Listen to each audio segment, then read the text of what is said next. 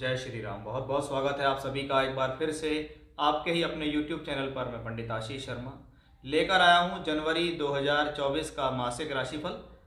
इस वीडियो में चर्चा रहेगी कि मिथुन राशि के जातकों के लिए जनवरी 2024 साल का पहला महीना कैसा रहेगा, जिसको हम मंथली हॉरोस्कोप, मंथली प्रेडिक्शन या मासिक राशिफल कहते हैं। तो आइए शुरुआत करते हैं बिना विलंब किए कि इस महीने ग्रहों की स्थिति, ग्रहों का गोचर, ग्रहों का परिवर्तन आपकी स्वास्थ्य, शिक्षा, नौकरी, लाभ, विवाह, प्रमोशन, तरक्की, व्यापार, इन सब पर क्या प्रभाव डालेगा। हर ग्रह का अपना एक अस्तित्व है, हर ग्रह की अपनी एक जिम्मेदारी है, उसको वो किस प्रकार से निभा सकता है वो सब इस वीडियो में मैं आपको जानकारी दूंगा। सबसे पहले ग्रहों का गोचर कि आपकी राशि है मिथुन, 3 नंबर में चंद्रमा आपका बैठा हुआ है या बोलता नाम मिथुन राशि के आधार पर है, तो यह वीडियो आपके लिए है। ये राशि के आधार पर वीडियो है। चौथे घर में केतु है, दशम भाव में राहु है, छठे घर में शुक्र बुध की युति बनी हुई है, सप्तम भाव में सूर्य मंगल का अंगारक दोष बना हुआ है। शनि बैठे हैं नवम भाव के अंदर, तो राहु दशम में और बृहस्पति एकादश भाव में है। सबसे पहले देखते हैं इस महीने आपका स्वास्थ्य, सम्मान, आपकी हेल्थ कैसी रहेगी, और इन सबको प्रेजेंट करता है आपकी राशि का मालिक। और आपकी राशि का मालिक है बुध, जो इस महीने, जब हम महीने की शुरुआत होती है तो वो वक्री अवस्था में पाया जाता है। यानी बुध ग्रह 8वें नंबर की राशि है, 8 नंबर की राशि है, छठा भाव है ये, इस छठे भाव के अंदर चल रहा है। यानी अवश्य ही कहीं ना कहीं दिसंबर के महीने में आपको लाइफ में स्ट्रगल और प्रॉब्लम्स बढ़ी होंगी, कहीं ना कहीं हेल्थ इश्यूज आपके जीवन में आए ही होंगे, इसमें कोई भी संदेह नहीं है।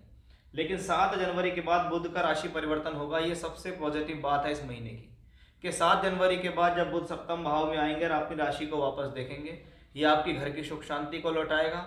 आपको भूमि, जमीन, जायदाद, प्रॉपर्टी से रिलेटेड मैटर में कोई प्रॉब्लम चल रही है उसको सॉल्व करेगा। कहीं ना कहीं बुध की ये दृष्टि आपकी राशि पर होगी, आपके स्वास्थ्य सम्मान के लिए अच्छी होगी, आपकी एनर्जी के लिए होगी, आपके खोए हुए आत्मविश्वास को वापस लाएगी। शत्रु पक्ष की कोई पीड़ा है वो भी समाप्त होगी इस बुध की वजह से। यानी 7 जनवरी के बाद पहला पॉजिटिव साइन आपकी राशि को मिलने वाला है बुध ग्रह के रूप में, जब वो 7 जनवरी को वृश्चिक राशि से निकलकर धनु राशि में गोचर कर जाएंगे। तो ये पहला और बेहतर पॉजिटिव कंडीशन हमें देखने को मिली। अगर हम पंचम भाव को देखें तो ये 5वां भाव है, इससे हम शिक्षा, विद्या, बुद्धि और संतान देखते हैं। इसमें लिखा हुआ है 7 नंबर, इसके जो स्वामी है वो है शुक्र। शुक्र कहाँ है? छठे घर में।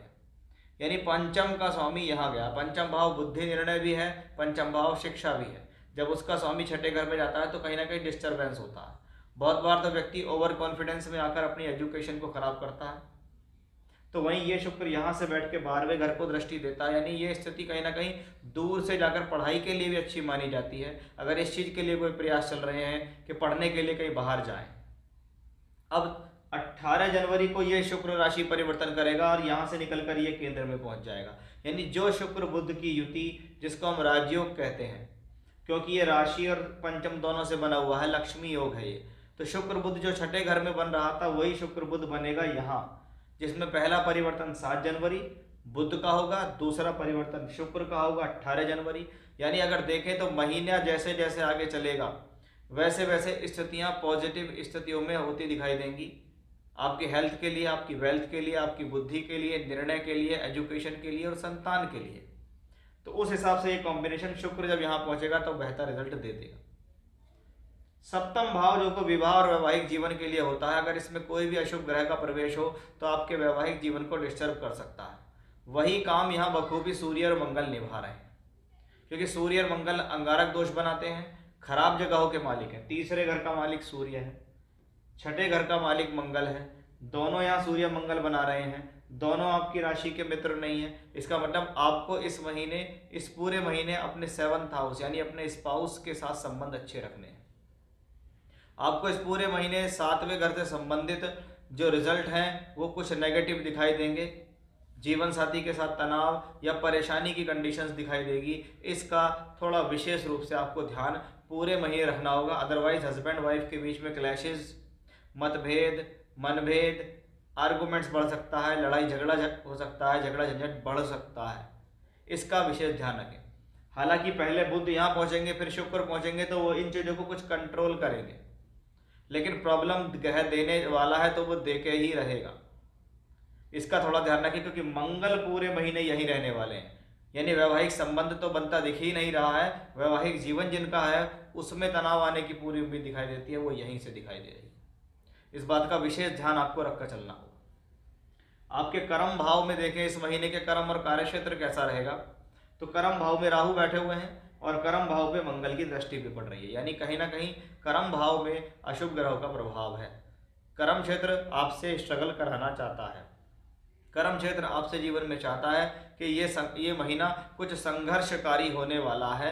ये दिखता है कि साल का पहला महीना आया और पहले ही महीने में जो ग्रहों की रूपरेखा है वो आपके लिए कुछ संघर्षरत है या कुछ नेगेटिव भी हम इसको कह सकते हैं, क्योंकि राहु यहाँ बैठा हुआ है और मंगल इसको देख रहा है। अच्छी बात यह है कि दशम भाव का जो मालिक है वो बृहस्पति, वो एकादश भाव में। इसको कहा जाता है कुछ ना कुछ किसी न किसी तरीके से कर्म कार्य क्षेत्र चलता रहेगा, किसी न किसी प्रकार से सोर्स ऑफ इनकम बना रहेगा, धन के साधन आते रहेंगे, नौकरी या व्यापार की कंडीशंस चलती रहेगी। लेकिन प्रॉब्लम है तो वो कहीं ना कहीं आपके सामने आएगी, आपको फेस करनी पड़ेगी, इसमें भी कोई डाउट नहीं है। ऐसी स्थिति में बहुत ज़्यादा आप अपना ध्यान रखें कि आप हनुमान चालीसा का पाठ लगातार करते रहें, बृहस्पति का बीज मंत्र करते रहें, गायत्री मंत्र का जाप करते रहें। इससे आपको बहुत ज़्यादा रिलीफ मिल सकता है, या कह सकते हैं जो प्रॉब्लम आपके ऊपर आने वाली होगी वो कहीं ना कहीं उससे आप बच जाएंगे, किसी ना किसी साधन से बच जाएंगे, कुछ ना कुछ योजना ऐसी बन जाएगी जिससे आप बच जाएंगे। क्योंकि बृहस्पति या 11th हाउस में है, राहु भी बृहस्पति की राशि में, वो भी 11th में, और भाग्य का स्वामी शनि उसको देख रहा। इसका मतलब है आपकी प्रोफेशनल लाइफ में जो क्राइसिस आने वाले हैं या प्रॉब्लम आने वाली हैं उनसे आपको सावधान भी रहना है, उनसे आपको बचना भी है कि कहीं लॉस ना हो जाए।